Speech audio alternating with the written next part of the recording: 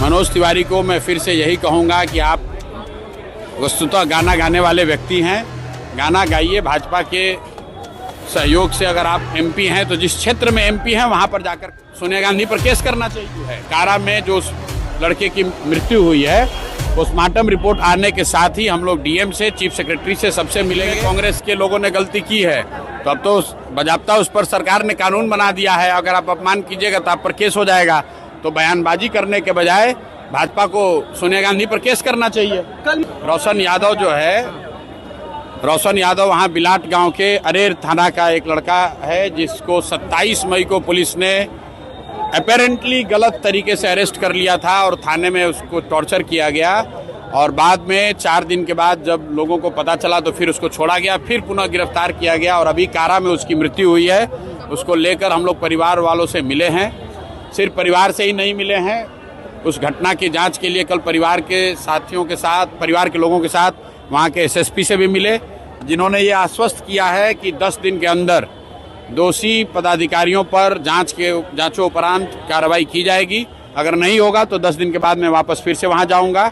और जो उसका दूसरा पहलू है, कारा में जो उस लड़के की मृत्यु हुई है, पोस्टमार्टम रिपोर्ट आने के साथ ही हम लोग डीएम से, चीफ सेक्रेटरी से सबसे मिलेंगे ताकि एनएचआरसी के गाइडलाइन के हिसाब से कारा में अगर किसी की मौत होती है तो जो सजा का प्रावधान है, जो अधिकारियों पे कार्रवाई होनी चाहिए, जो परिवार को कंपनसेशन मिलना चाहिए, उसको लेकर फॉलोअप किया जा सकता है। मनोज तिवारी आपको अहंकारी बता रहे हैं सर, मनोज तिवारी आपको अहंकारी बता रहे हैं, कह रहे हैं कि हम संस्कार। चलिए ठीक, अब मनोज तिवारी से हमको सर्टिफिकेट लेने की जरूरत नहीं है। मनोज तिवारी को मैं फिर से यही कहूँगा कि आप वस्तुतः गाना गाने वाले व्यक्ति हैं, गाना गाइए। भाजपा के सहयोग से अगर आप एमपी हैं तो जिस क्षेत्र में एमपी हैं वहाँ पर जाकर काम कीजिए। बिहार में आकर फालतू का राजनीति करने की कोशिश मत कीजिए। बिहार के लोगों ने आपको न स्वीकार किया है, न आगे कभी करेंगे। गिरिराज सिंह आपको क्या एस्ट्रोलॉजर है क्या, जो हमें समझाएंगे बुझाएंगे? गिरिराज सिंह जी पर भी जो हमने कहना था कह दिया। अब गिरिराज सिंह जी अगर कुछ कहेंगे तो उसका जवाब दिया जाएगा। अब मेरी जानकारी में है कुछ वहाँ पर पीएचडी के छात्र हैं जो बहुत दिनों से आमरण अनशन पर हैं और कुछ दूसरे अभ्यर्थी भी बैठे हुए हैं, हमारी जानकारी में है। अभी मैं गया नहीं हूँ, जरूरत होगी तो जाएंगे।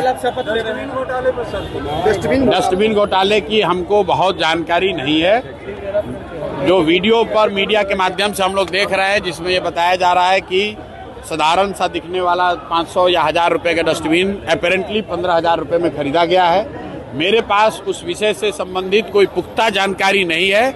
मीडिया के माध्यम से जो बात बताई जा रही है हम लोग उसको देख रहे हैं। जब पूरी बात हमारी संज्ञान में आएगी, अगर हमको उसमें कुछ कहने की जरूरत होगी तो कहेंगे। कल शपथ लेने जा रहे हैं सर, कल शपथ लेने जा रहे